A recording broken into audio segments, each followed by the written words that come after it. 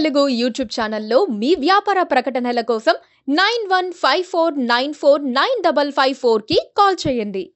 Bharatiya Janata party Modi Shah చేతుల్లోకి వచ్చిన తర్వాత 75 ఏళ్లు దాటిన వారికి కీలక పదవులు ఇవ్వడం, ఎన్నికల్లో పోటీ చేసే అవకాశాన్ని కల్పించడం మానేశారు. ఈ నిబంధన చూపించి ఆడ్వాణి, మురళీ మనోహర్ జోషి, ఉమాభారతి లాంటి దిగ్గజాల్ని కూడా పక్కకు తప్పించారు. మరిప్పుడు ఈ నిబంధన నరేంద్ర మోదీకి వర్తిస్తుందా అన్న చర్చ ఇప్పుడు ప్రారంభమైంది. ఈ చర్చను బీజేపీతో సంబంధం లేని కేజ్రీవాల్ ప్రారంభించారు. అయితే అలాంటి ఆలోచనే లేదని అమిత్ షా స్పష్టం చేశారు. కాస్త ఆలోచిస్తే అలాంటి పరిస్థితిని మోదీనే సృష్టించారు. బీజేపీకి ఆయన తప్ప మరొకరు కష్టం అన్న భావన కల్పించారు. అందుకే మోదీ రిటైర్మెంట్ అసాధ్యం అనుకోవచ్చు.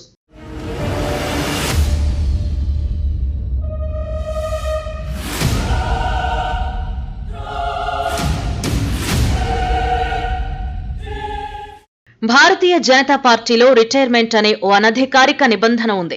75 ఏళ్ల తరువాత ఎవరైనా సరే రాజకీయాల నుంచి రిటైర్ అవ్వాల్సిందే. అందుకే గతంలోనే వచ్చే ఎన్నికల్లో మోదీ పోటీ చేయరని, ఆయన రాష్ట్రపతి అవుతారు అని, అమిత్ షా ప్రధానవుతారు అని ప్రచారం జరిగింది. మోదీ వయస్సు నిబంధనలు తనకు వర్తించవని అనుకుంటే, ఆయనే ఉండాలి అనుకుంటే ఎవరూ ప్రశ్నించే పరిస్థితి లేదు. అంత బలంగా మోదీ తయారయ్యారు. సీనియర్లందర్నీ నియంత్రించేశారు. నరేంద్ర మోదీ, అమిత్ షా గుజరాత్ రాజకీయాల్లో కిందా మీద పడుతున్నప్పుడు బీజేపీని నడిపించిన సీనియర్లు ఇప్పుడు నామమాత్రంగా మారారు. మోదీ ప్రధాన అభ్యర్థి అవ్వడానికి వారంతా సహకరించారు. తర్వాత వారంతా సైడ్ అయిపోయారు. మొదటి రథయాత్రతో బీజేపీకి ఊపిరిలూదిన ఆడ్వాణి దగ్గర నుంచి ఒక్కొక్కరిని పంపేశారు. చివరికి వెంకయ్య నాయుడు కూడా ఇప్పుడు కొన్ని పొగడ్తలతో సరిపెట్టుకుని సైడ్ అయిపోయారు.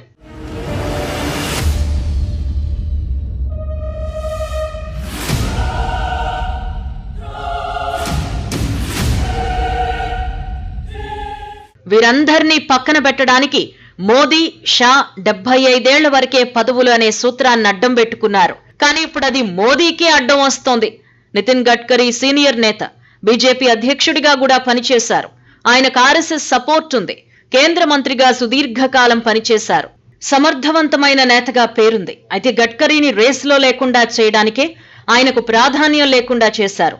ఇక రాజ్నాథ్ గతంలో బీజేపీ అధ్యక్షుడిగా చేసిన సీనియర్ నేత, ఆయనకు కూడా అవకాశం లేదు. అలాంటి పరిస్థితులు కల్పించారు. తాము లేకపోతే దేశం ఏమైపోతుంది అనే భ్రమ కల్పిస్తున్నారు. నిజానికి పదవి వ్యామోహం వల్లనే ఇలా జరుగుతోంది.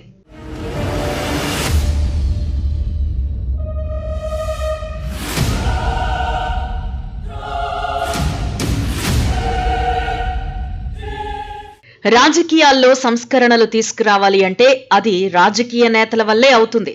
వారే చట్టాలు మార్చాలి, రాజ్యాంగాన్ని మార్చాలి. ఓ చిన్న అటెండర్ ఉద్యోగం కోసం కఠినమైన నిబంధనలు, చట్టాలు చేసే వీరు రాజకీయ నేతలు, ప్రజా ప్రతినిధులు అవ్వాలంటే ఎలాంటి అర్హతలు అవసరం లేదని అనుకుంటారు. అందుకే ఎలాంటి ఆంక్షలు పెట్టుకోలేదు. ఎన్నిసార్లైనా అధికారం అనుభవించవచ్చని రాసుకున్నారు. రిటైర్మెంట్ అనేదాన్ని పెట్టుకోలేదు. అమెరికా లాంటి అగ్రదేశాల్లో ఎవరైనా 2 సార్లు మాత్రమే అధ్యక్షులు కాగలరు. 3వ పోటీకి కూడా అక్కడి రాజ్యాంగం అవకాశం కల్పించలేదు. ఎంత అధికార దాహం ఉన్నా, పవర్ఫుల్ ప్రెసిడెంట్ అయినా ఆ నిబంధనను మార్చలేకపోయారు. అమెరికాలో ఎంత పవర్ఫుల్ వ్యక్తి అయినా అధ్యక్షుడిగా 2 సార్లు మాత్రమే ఎన్నికవుతారు.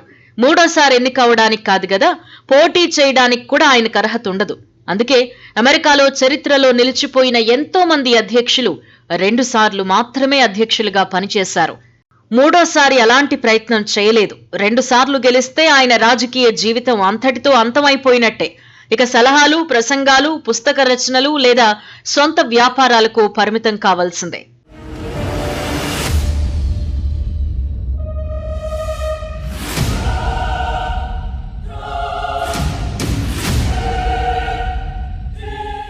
మోదీ ఉన్నంత కాలం ఆయనే ప్రధాని అని బీజేపీ నేతలు చెబుతూ ఉంటారు. నిజానికి అది ప్రజాస్వామ్యం ఎలా అవుతుంది? కొత్త వారికి అవకాశాలు కల్పించాలి. మోదీ లేకముందు కూడా దేశం ముందుకెళ్ళింది. మోదీ ఉన్నప్పుడు కూడా, మోదీ తరువాత కూడా ప్రశాంతంగా దేశం ముందుకెళ్తుంది. వారున్నప్పుడే దేశానికి కొత్త నాయకత్వం అందించటం అసలైన పాలకుల లక్షణం. కానీ మోదీ తమ పార్టీలో తన వరకు వచ్చేసరికి రూల్ను అమలు చేయడానికి అంత సుముఖంగా లేరు. ప్రజాస్వామ్యంలో ఎవ్వరూ రాజులు కాదు, ఎవరూ శాశ్వతంగా ఉండలేరు. ఈ విషయాన్ని గుర్తించి వీలైనంత త్వరగా రాజకీయ నేతలు రిటైర్ అయి కొత్తవారికి అవకాశం కల్పిస్తే ప్రజాస్వామ్యానికి మేలు జరుగుతుందన్న అంచనా ఉంది.